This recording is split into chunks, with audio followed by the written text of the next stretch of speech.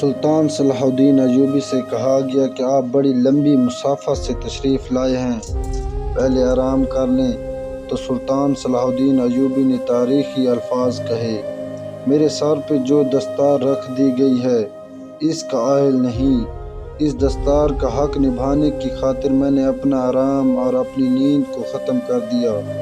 کیا آپ لوگ مجھے اس جگہ پر نہیں لے جائیں جہاں میرے فرائض میرا انتظار کر رہے ہیں، جہاں روٹی مزدور کی تنخواہ سے مہنگی ہو جائے، وہاں دو چیزیں سستی ہو جاتی ہیں، ایک عورت کی عزت اور دوسرا مرد کی غیرت۔ جب سلطان صلاح الدین ایوبی مصر پہنچا تو مصر کے شہنشاہ نے ان کے استقبال کے لیے راستے میں پھولوں کی بتیاں بچھا دی۔ تو سلطان صلاح الدین ایوبی نے راستے میں پھولوں کی بتیاں دیکھ کر پاؤں پیچھے کر لیا اور کہا، سلطان صلاح الدین ایوبی یہاں پر پھولوں کی بتیاں مسلنے نہیں آیا، مسلمانوں کی زندگی پھولوں کی سیج نہیں۔ کیا تم جانتے نہیں ہو صلیبی سلطنت اسلامیہ کو بے دردی سے کاٹ رہے ہیں، صرف وہ اس لیے کہ ہم نے پھولوں کی بتیوں پر چلنا شروع کر دیا ہے۔ ہم نے اپنی ہی بچیوں کو بے پردہ کر کے عظمتیں روند ڈالی ہیں۔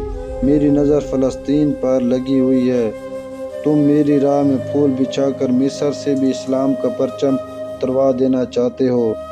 سلطان صلاح الدین ایوبی نے ایک ارتاق ولٹی کریک ریجی نالیڈ نامی گستاخ رسول کو قتل کیا۔ اس نے کچھ مسلمانوں کو پکڑا تھا اور کہا تھا کہ تم محمد صلی اللہ علیہ وسلم پر ایمان رکھتے ہو اور اس سے کیوں نہیں کہتے کہ تمہیں آ کر چھڑائے۔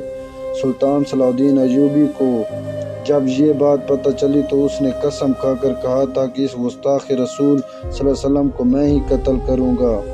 سلطان صلاح الدین ایوبی نے اس کے تمام بدعمالیاں گنوائی اور پھر یہ بھی کہا، محمد صلی اللہ علیہ وسلم سے مدد چاہتا ہوں اور اپنے ہاتھوں سے اس کا سر قلم کروں گا۔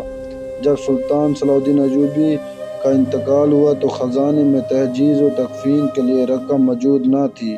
600 سال بعد سلطان صلاح الدین ایوبی کی قبر کشائی کی گئی تو لاش تر و تازہ